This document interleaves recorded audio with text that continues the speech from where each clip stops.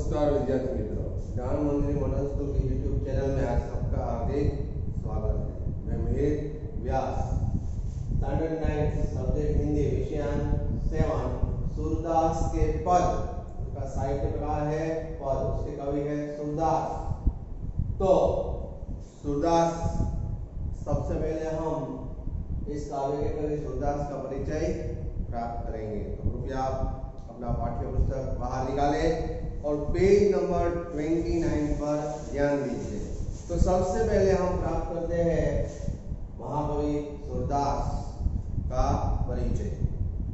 तो सूरदास का जन्म सन 1478, निधन सन 1573 को हुआ था। महाकवि सूरदास का जन्म कुछ लोगों के मतानुसार दिल्ली के पास सीही नामक गांव में हुआ था। कई लोगों का मानना है कि इनका जन्म मथुरा के पास रुकना या रेणुका क्षेत्र में हुआ था। इनका जन्म से अंध होना भी एक विवादास्पद बात है, लोग उसे जन्म से अंध मानते हैं। वल्लभाचार्य इनके गुरु थे। इनकी प्रेरणा से वे श्रीनाथ जी मंदिर में कृष्ण की लीलाओं से संबंधित पदों की रचना करते थे। एक कृष्ण के अनन्य भक्त थे। प्रस्तुत दो पद में उन्होंने श्री कृष्ण की भक्ति का अनन्य वर्णन किया है। तो वात्सल्य एवं श्रृंगार रस के वर्णन के वे अद्वितीय कवि हैं। प्रस्तुत पद में सूरदास की अनन्य भक्ति भावना का परिचय मिलता है। उनका मन श्री कृष्ण के सिवाय कहीं और सुख नहीं पाता है। जिन आंखों ने कमल के समान नयन वाले श्री कृष्ण का दर्शन कर लिया हो, वे और देव की आराधना कैसे कर सकते हैं। आराध्य देव श्री कृष्ण का गुणगान सूरदास ने यहाँ किया है। दूसरे पद में श्री कृष्ण का मनमोहक ऐसी मूर्ति का वर्णन किया गया है। बाल कृष्ण की चेष्टाओं के माध्यम से बालक कृष्ण का मनोरम वर्णन यहाँ किया गया है। तो विनय तथा भक्ति भाव। तो पहले हम पहला पद देखेंगे कि मेरो मन अनंत कहाँ सुख पावे, जैसे उड़ी जहाज को पंछी फिर जहाज पर आवे। कमल नैन को छांडी महात्म और देव को ध्यावे। परम गंगा को छांडी प्यासो दुर्मति को खनावे। जी मधुकर अंबु रस चाखियो यो करेल बल पावे। सूरदास प्रभु काम तेनो तजी छेरी कौन दुआ है। तो आइए उसका पहला पद हमने गान किया, अब उसका एक एक पद लेकर हम उसका भावार्थ समझेंगे कि मेरो मन अनंत कहाँ सुख पावे। तो यहाँ सूरदास जी कहते हैं कि मेरा मन श्री कृष्ण के सिवाय और कहीं सुख पाता नहीं है। मेरो मन अनंत कहाँ सुख पावे, मेरा मन श्री कृष्ण के भक्ति के सिवाय और कहीं सुख पाता नहीं है। जैसे उड़ी जहाज को पंछी फिर जहाज पर आवे। जिस तरह जहाज का पंछी जहाज से उड़कर वापस जहाज पर लौट कर आता है, उसी तरह मैं भी, मेरा मन भी अन्य देवताओं के पास भटक कर फिर श्री कृष्ण के चरणों में आकर लौटकर वापस आता है। मुझे श्री कृष्ण के सिवाय और किसी की भक्ति चाहिए नहीं। कमल नैन को छांडी महात्म और देव को ध्यावे। तो कमल नयन यानी कमल के समान नेत्र वाले, ऐसे कमल नयन श्री कृष्ण की महिमा को छोड़कर वह और देवता का ध्यान कैसे धर सकता है। परम गंगा को छांडी प्यासो दुर्मति को खनावे। इस तरह प्यासा व्यक्ति पवित्र गंगा के पानी को छोड़कर वह अपनी प्यास बुझाने के लिए कुआं खुदवाए तो उसे मूर्ख ही समझा जाएगा। दुर्मति यानी मूर्ख, कूप यानी कुआं। तो परम गंगा को छांडी प्यासो दुर्मति को खनावे। इस तरह प्यासा व्यक्ति अपनी प्यास बुझाने के लिए पवित्र गंगा के पानी को छोड़कर वह अगर कुआं खुदवाए तो उसे मूर्ख ही समझा जाएगा। जी मधुकर अमुद रस चाखियो क्यों करेल फल पावे।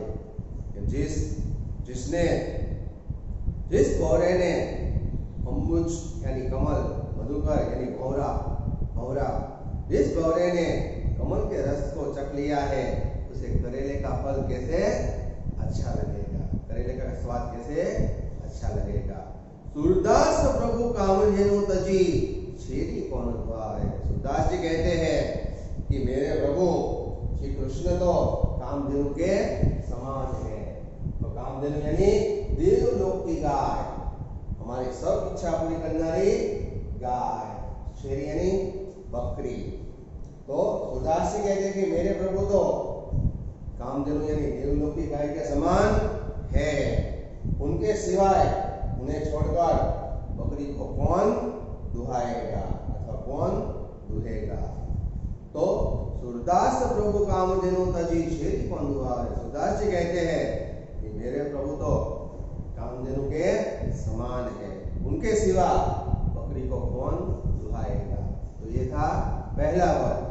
फिर से पूरे पद का भावार्थ में बोलता हूं, तो आप सुनिएगा। सूरदास जी कहते हैं कि मेरा मन श्री कृष्ण के सिवाय और कहीं सुख पाता नहीं है। जिस तरह जहाज का पंछी जहाज से उठकर फिर जहाज पर ही वापस आता है, उसी तरह मेरा मन भी अन्य देवताओं के पास भटक कर वापस श्री कृष्ण के चरणों में ही लौटकर आता है। कमल के समान नेत्र वाले यानी कमल नयन श्री कृष्ण के महिमा को छोड़कर वह अन्य देवता का ध्यान किस तरह कर सकता है। श्री कृष्ण कमल के समान नेत्र वाले ऐसे महिमा वंद श्री कृष्ण को छोड़कर वह अन्य देवता को और उसका ध्यान कैसे कर सकता है। जिस तरह प्यासा व्यक्ति पवित्र गंगा के पानी को छोड़कर वह अपनी प्यास बुझाने के लिए कुआं खुदवाए तो उसे मूर्ख ही समझा जाएगा।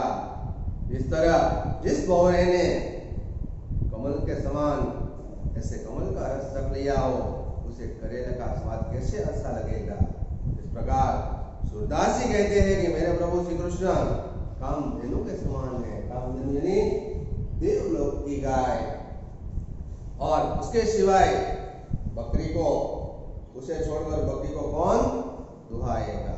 अब दूसरा पद, पहले पद में मन जहाज का पंछी है कि मेरा मन जहाज रूपी पंछी की तरह है, तो जहाज पर ही वापस आता है। उसी तरह मेरी भक्ति भी अन्य देवताओं को छोड़कर श्री कृष्ण के चरणों में ही वापस आती है। अब दूसरे पद में श्री कृष्ण से श्रेष्ठ कोई नहीं, और बाल कृष्ण की शोभा का वर्णन उसमें किया गया है कि शोभित कर नवनीत लिए।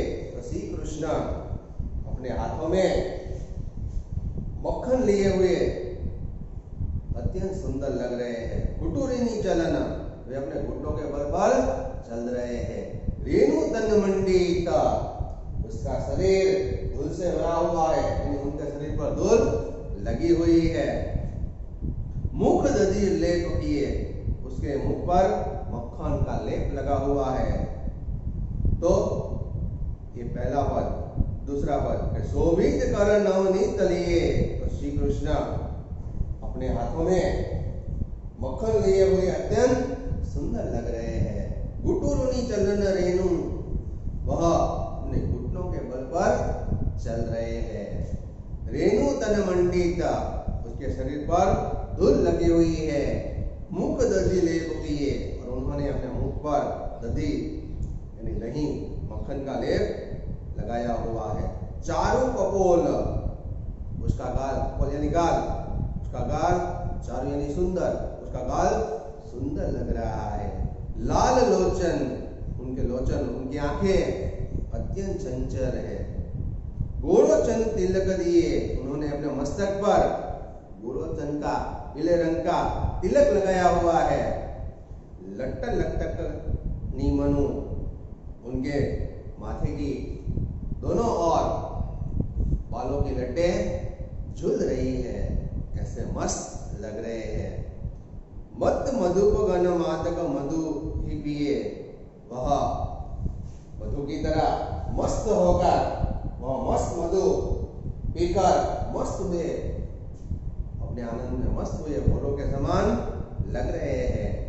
कठुला कंठ ब्रज गेहरी, नख राजत रुचि रही है। तो उन्होंने अपने गले में चांदी की चौकिया, बंधनखा, बजरबंद और सिंह के नाखून वाली ऐसी माला उसके हृदय पर, उसके गले में सुशोभित लग रही है। धन्य सूर एको पल ही सुख का सत्य कल्प किए।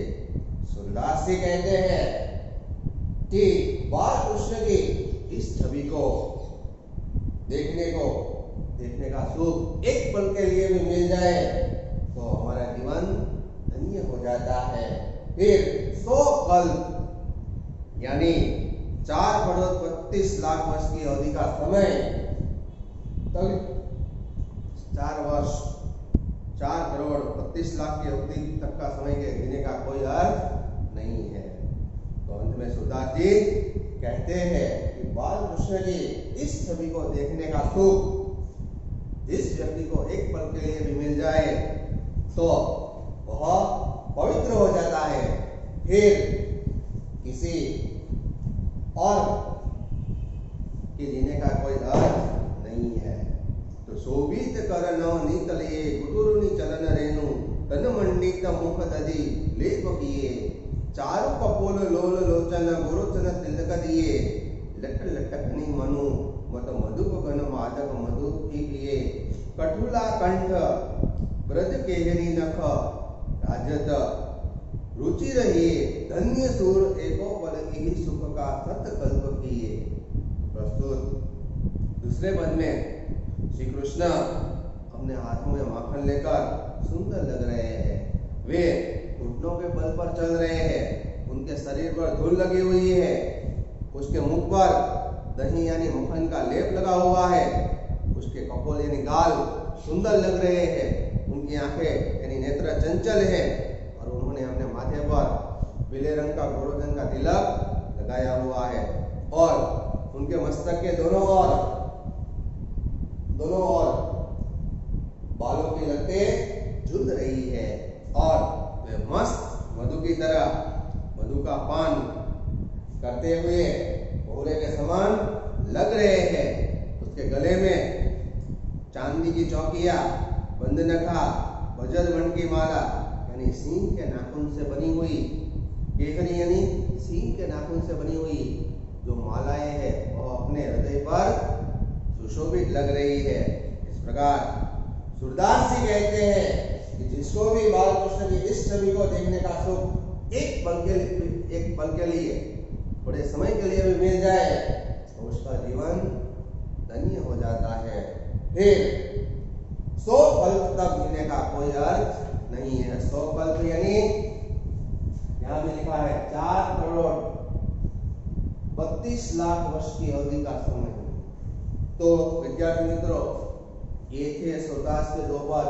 अब आइए हम पहला पद का जो शब्दार्थ है वो देखते हैं। अनंत अन्यत्र कमल नयन, कमल के समान नेत्र वाले श्री कृष्ण, महानंद महिमा, परम तो श्रेष्ठ, छांडी तो छोड़कर प्यासा तो प्यासा, दुर्मति तो मूर्ख, अमृत तो कमल, चाख्यो तो चख लिया हो।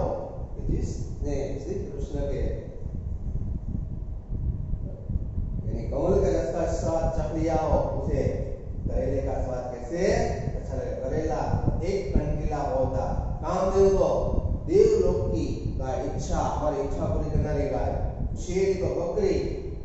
अब दूसरा पद उसके भी कुछ शब्द दिए हुए। कर तो हाथ, नवनीत तो मक्खन, रेणु तो धूल, मंडित तो सुशोभित, दधी तो दही, चारु तो सुंदर, कपोल तो गाल, मत तो मस्त, केहरी तो नख, सिंह के नाखून, राजत तो सुशोभित, लोल तो लोचन, लोल तो चंचल, लोचन तो नेत्र आंखें, गोरोचन तो मस्तक पर तिलक करने का पीला द्रव्य, लट तो सिर के बालों का गुच्छा, मनु तो मानो, मधुप तो भौरा, कठुला तो चांदी की चौकिया, बंधनखा, कल्प तो 4 करोड़ और 32 लाख वर्ष की अवधि का समय। का तो क्या, रुचि तो सुंदर, ही तो यहाँ, बराबर। तो कटुला तो चांदी की चौकिया, बंधनखा और बजरबंद की माला। तो आइए हम देखते हैं अब निम्नलिखित प्रश्नों के उत्तर एक एक वाक्य में दीजिए। स्वाध्याय।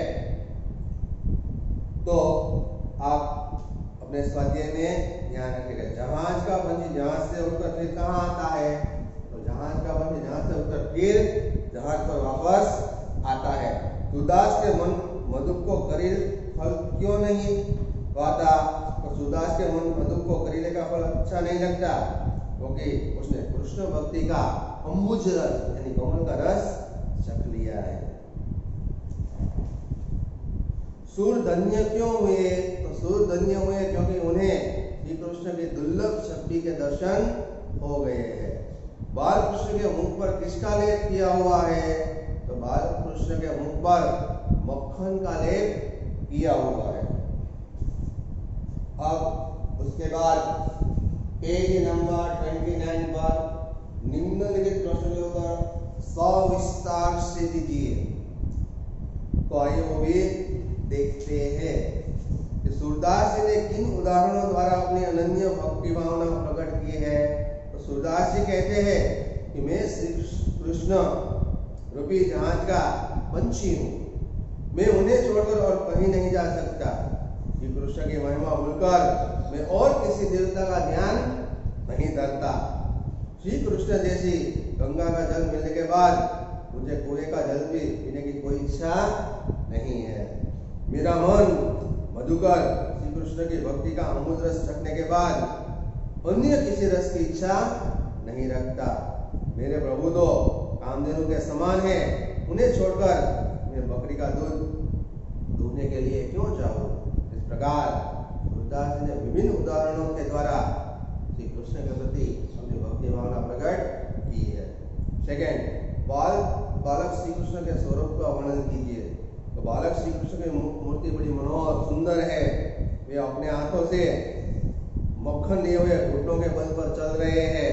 उनके मुंह में मक्खन लगा हुआ है। उनके गाल सुंदर और आंखें चंचल है। उनके माथे पर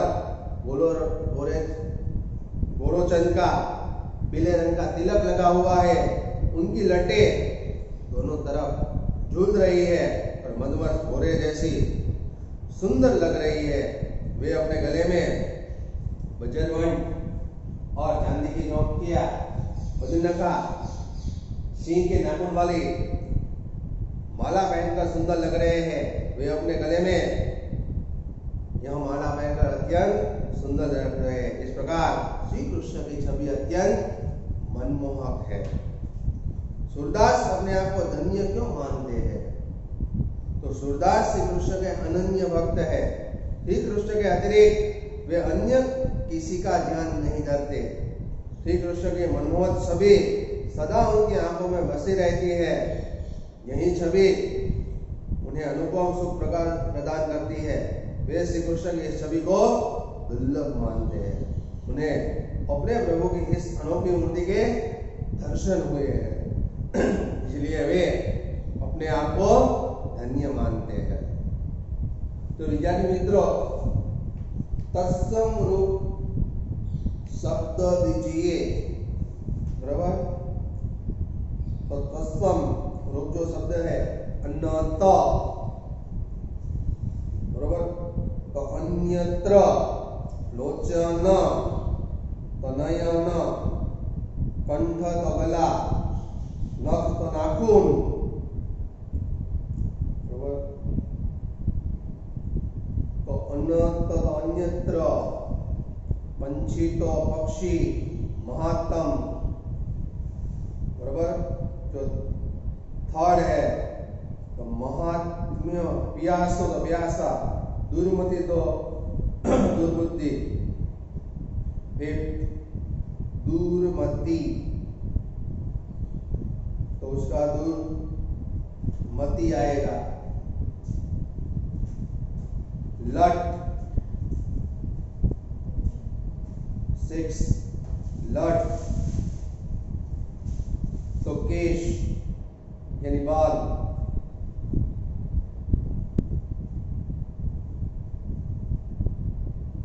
केशगुच्छ, मधुभी 7 कमर, केहरी बरोबर, केंद्री यानी केसरी। अब आपको समानार्थी शब्द है वो होमवर्क में अपने आप लिखने हैं। वैसे इसी सप्ताह में तो आ गया है, लेकिन आपको ये होमवर्क में करना है।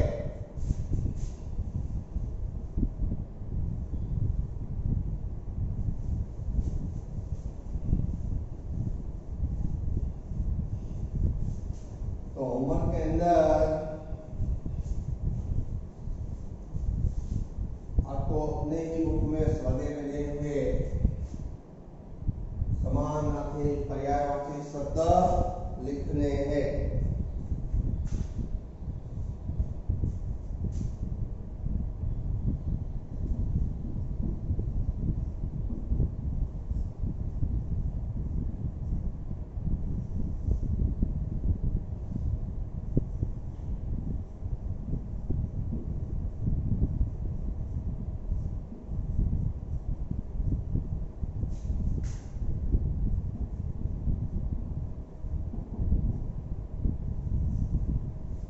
पहला है पक्षी,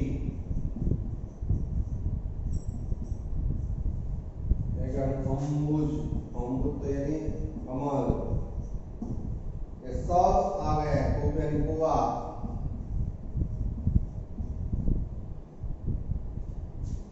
मधुकर यानी भंवरा,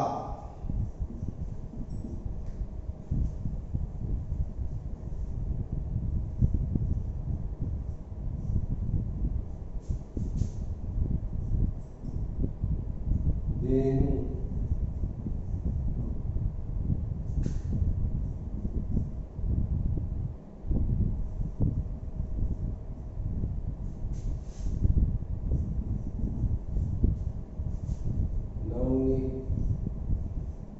सब शब्द के अंदर आ गया है। लोचन,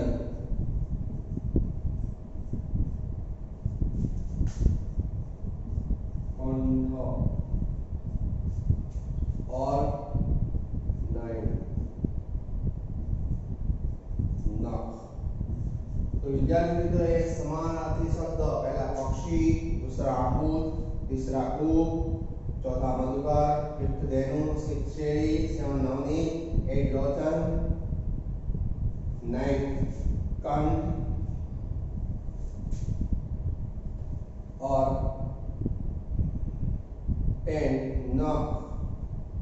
ये आपको होमवर्क में करना है। अपनी होमवर्क